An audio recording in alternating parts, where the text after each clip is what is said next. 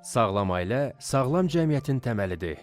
Reproduktiv sağlamlıq isə bu təməli möhkəmləndirən ən vacib amillərdəndir. Bu meyar təkcə uşaq sahibi olmaqla əlaqədar deyil, həm də fiziki, psixoloji və sosial rifahla birbaşa bağlıdır. Reproduktiv sağlamlığın 3 əsas aspektləri var. Birincisi fiziki aspektdir. Qadın və kişinin sağlamlığı bura daxildir. Sağlam valideynlərdən sağlam evlad olur. Sonsuzluğa gətirib çıxaran gələcəkdə xəstəliklərin qarşısını vaxtında almaq və hamiləliyin gedişatına təsir edən xəstəlikləri öncədən aşkar edib onların profilaktik müalicəsini aparmaq çox önəmlidir.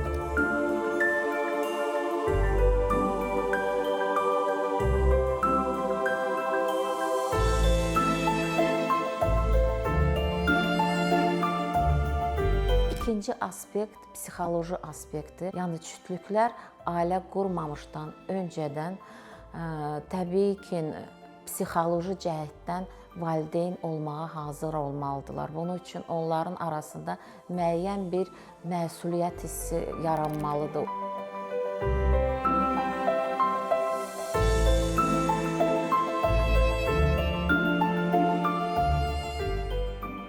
Üçüncü istiqamət bu sosial sağlamlıqdır. Belə ki, bura nə daxildir?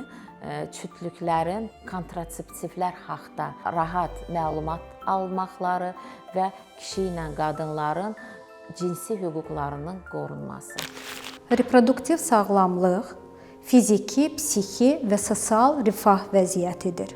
Sağlam həyat tərzi, hamiləlikdən öncə və hamiləlik zamanı infeksiyaların profilaktikası, təhlükəsiz doğuşların aparılması, hamiləliyə və doğuma görə müavinatın təyinatı bu rifahı təmin edir.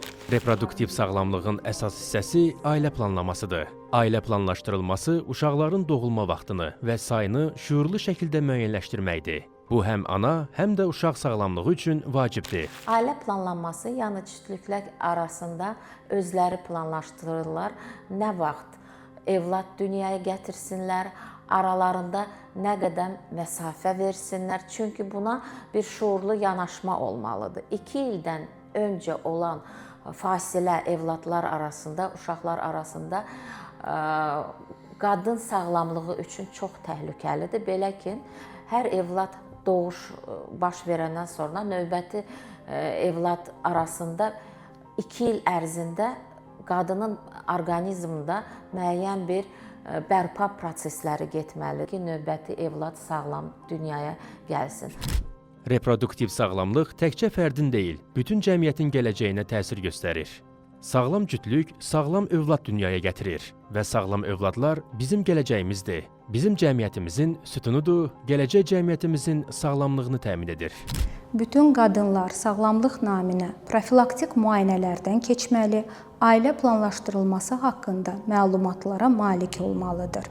Təbii ki, birinci maarifləndirilmə güclü olmalıdır. Maarifləndirilmə artıq erkən yaşdan, yeniyetmə yaşından məktəblərdən və əsas valideynlər tərəfindən düz məsləhətlər verilməlidir və burada erkən cinsi tərbiyədən söhbət gedir. Bu nəyin qarşısını alacaq gələcəkdə? Erkən abortların sayını. İkincisi, cinsi yolla keçən infeksiyalar haqqında mütləq məlumat verilməlidir. Bu biliklər məhz tibb klinikalarda, tibbi müraciət olunan müəssisələrdə yox, gənclərin oxuduqları ya çalışdıqları müəssisələrdə, iş yerlərində nəzərdə tuturum. Tibbi biliklərə çıxış, maarifləndirmə və düzgün kontrasepsiya istifadəsi reproduktiv sağlamlığın əsas dayaqlarıdır. Söhbət ondan gedir ki, o doğulan uşaqlar sağlam olsunlar. İrsi və müəyyən bir genetik xəstəliklərin qarşısı vaxtında alınsın və gələcəkdə nə cəmiyyət üçün, nə valideynlər üçün bir problem olmasın.